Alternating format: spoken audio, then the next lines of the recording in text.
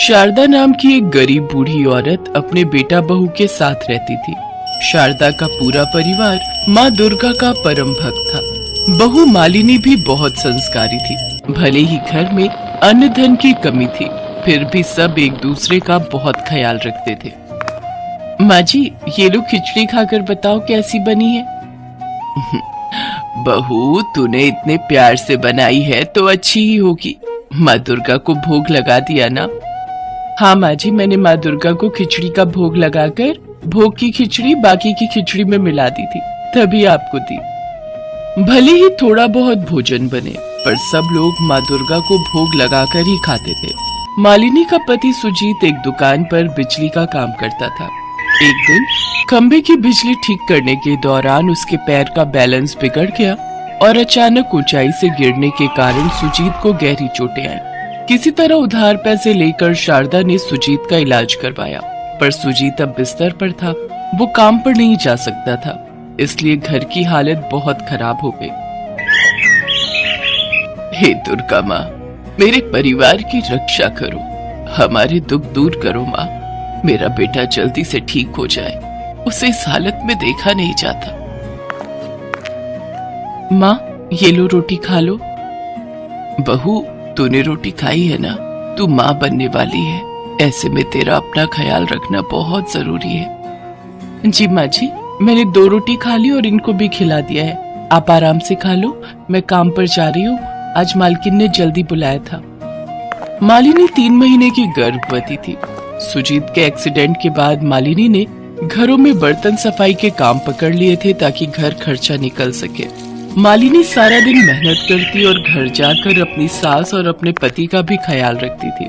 भले ही उसके जीवन में दुख थे, पर वो माँ दुर्गा का नाम लेकर सारे काम करती रहती थी। नवरात्रि व्रत आने वाले थे। मालिनी हमेशा से नवरात्रि व्रत और पूजन करती आ रही थी। इस बार भी नवरात्रि व्रत आए तो मालिनी ने नवरात्रि व्रत रखने प्रारंभ किए। कन्या पूजन का दिन आने वाला था। मालिनी पूरे विधि विधान से माँ दुर्गा के नवरात्रि व्रत रख रही थी। कहते हैं सच्ची पूजा और प्रार्थना भगवान तक जरूर पहुँचती है, पर वे अपने भक्तों की सच्ची आस्था और विश्वास की परीक्षा लेने कब किस रूप में आ जाए, ये कोई नहीं जानता। ये ले मालिनी, तेरे इस महीने के पैसे। शुक्रिया मालकिन। अच्छा, मैं चलती हूँ। मुझे दोनों घरों से पैसे मिल गए। अब मैं आराम से कल कन्या पूजन का सामान खरीद कर माँ दुर्गा के नाम का कन्या पूजन कर सकती हूँ। राशन की दुकान से सामान लेती हुई घर चली जाती हूँ, फिर सुबह जल्दी उठकर प्रसाद बना लूंगी। मेरी मदद करो बेटी, मेरी मदद करो। मुझे पैसों की बहुत जरूरत है। मेरी पोती बहुत बीमार है, उसका इलाज कराने के लिए मेरे पास पैसे नहीं है।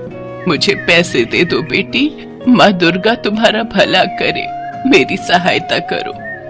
अरे अरे अम्मा जी, क्या हुआ है आपकी पोती को? पिछले 1 हफ्ते से बुखार नहीं उतर रहा है।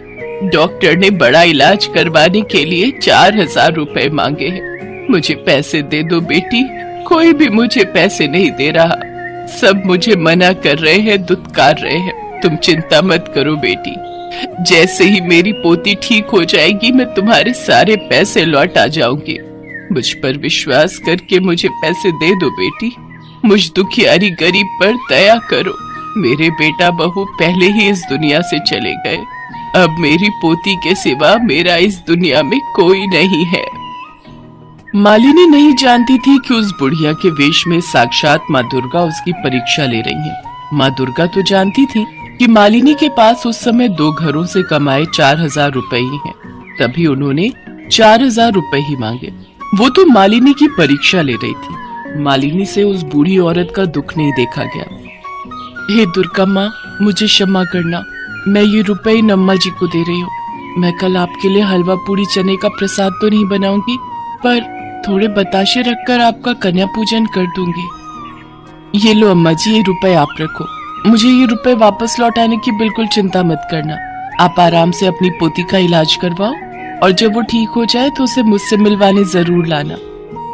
जीती रहो बेटी, आज तुमने मुझ पर जो दया की है, इस दया का फल तुम्हें जरूर मिलेगा। देखना, माँ दुर्गा तुम्हारे जीवन के सारे कष्ट दूर कर देंगी। मालिनी पैसे देकर घर चली जाती है। माँ दुर्गा अपने असली रूप में आती है और मंद मंद मुस्कुराती हुई अंतर ध्यान हो जाती है। मालिनी घर पहुंचती है। उसकी सास शारदा दरवाजे पर ही खड़ी थी।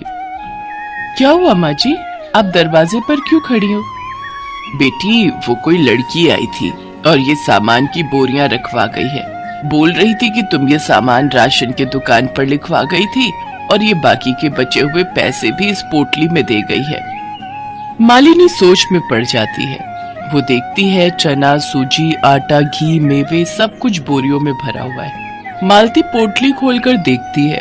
उसमें ढेर सारे रुपए थे और साथ में वो 4000 रुपए भी जो उसने उस बूढ़ी औरत को दिए थे। मालती समझ नहीं पाती कि आखिर वो लड़की कौन थी।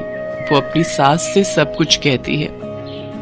मालती, ये सब माँ दुर्गा की ही लीला है बहू। कहते हैं ना, भगवान किसी भी रूप में परीक्षा लेने आ जाते हैं। माँ दुर्गा पहले उस बूढ़ी औरत के रूप में आई और अब एक लड़की के रूप में उन्होंने हमें दर्शन देकर हमारे इस जीवन को सफल बना दिया बहू। लगता है माँ दुर्गा स्वयं तुम्हारी परीक्षा लेने आई थी और देखो, वो हमारे भंडार भर गई। अब तुम माँ दुर्गा को धन्यवाद कहकर खुशी खुशी कन्या पूजन की तैयारी करो। मालिनी की आंखों में खुशी के आंसू थे। वो श्रद्धा से माँ दुर्गा की मूर्ति के सामने शीश झुकाती है और धन्यवाद करती है। साक्षात माँ दुर्गा उसे दर्शन देने आई और उसकी मदद कर गई। अगले दिन मालिनी अपनी सास के साथ मिलकर कन्या पूजन की तैयारी करती है।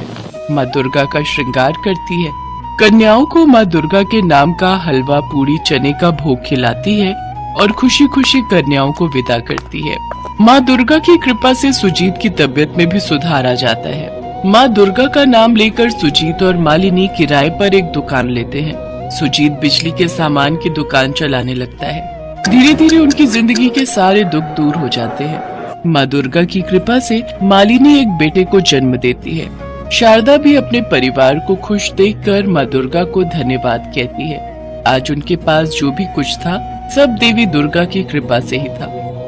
कहते हैं जग जननी शेरावाली माँ जब अपने भक्तों के साथ होती हैं, तो भक्तों के मार्ग में आने वाली सारी कठिनाइयाँ अपने आप ही दूर होती जाती